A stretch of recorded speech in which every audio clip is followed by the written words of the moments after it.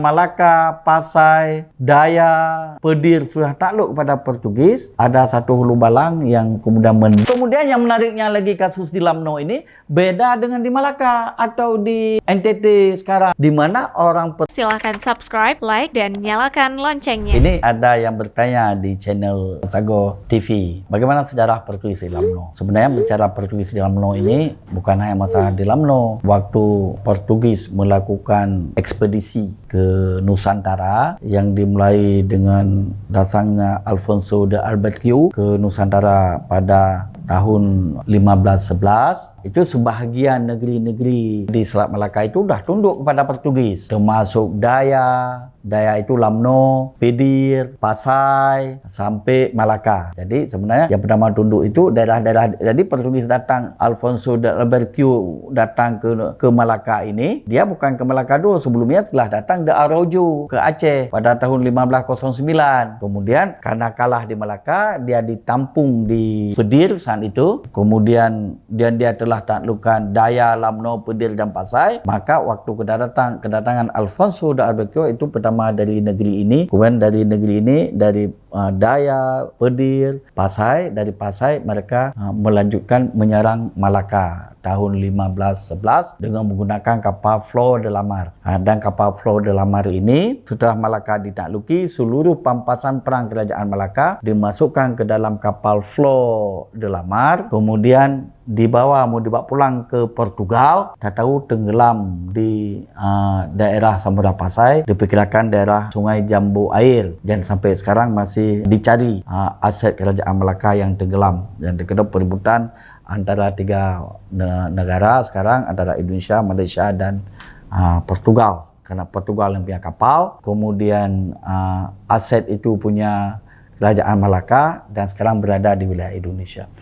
Tapi walaupun misalnya Malaka, Pasai, Dayak, Pedir sudah takluk kepada Portugis, ada satu hulu balang yang kemudian mendeklar kerajaan Islam Aceh Darussalam, namanya Sultan Alauddin Shah Al-Qahar. Kemudian dia mempersatukan Aceh. Yang pertama dia serang, termasuk dia serang Dayak, Lamno.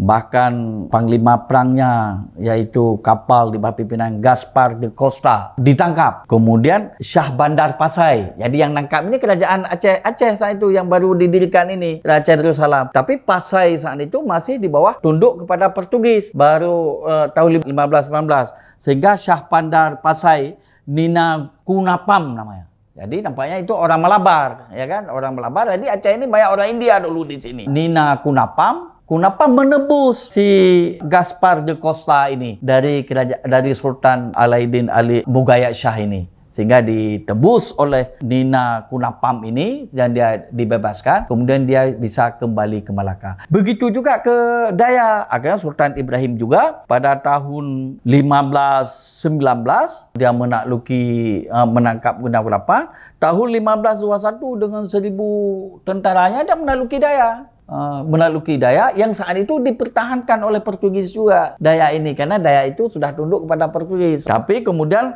Dayak itu bisa diambil oleh kerajaan Aceh Darussalam Lamno sekarang.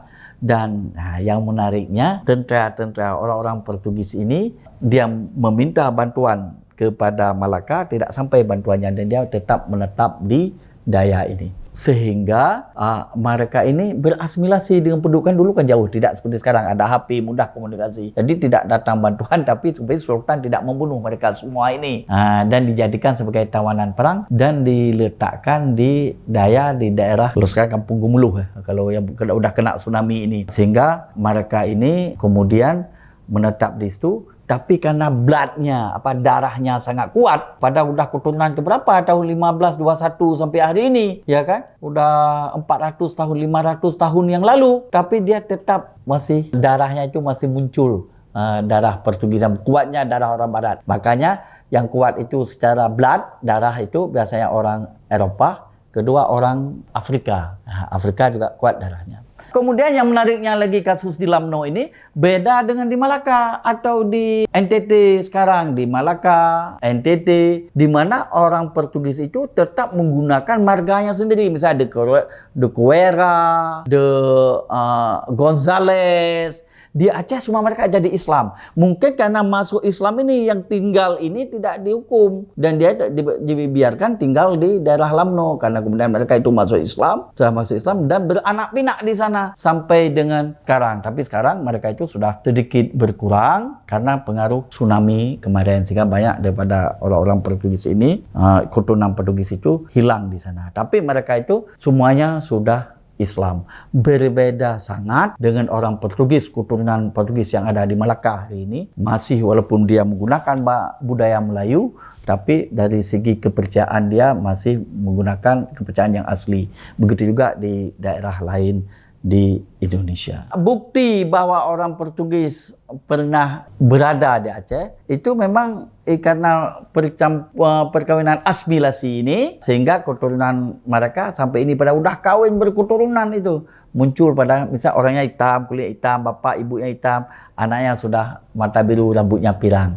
Nah, itu menunjukkan genetik dia itu adalah genetik dari Portugis dahulu. Jadi itu kita buktikan. Kalau di daerah lain dibuktikan dengan namanya. Nah, bahkan kalau seorang di Timur Timur sebenarnya bukan orang Portugis, orang lokal yang memakai nama Portugal seperti Eurico Guterres, Gonzales, kemudian semua itu adalah orang-orang lokal yang memakai fam Portugis. Nah, kalau di Aceh buktinya dia orang Portugis sendiri yang tinggal di sini menetap karena masuk Islam sehingga keturunannya masih ada sampai hari ini. Itu terhadap sisa-sisa orang Portugis yang sekarang bisa dilihat di Lamno kira-kira 80 km dari Banda Aceh. Jika video ini bermanfaat untuk Anda, silakan subscribe, like, dan nyalakan loncengnya.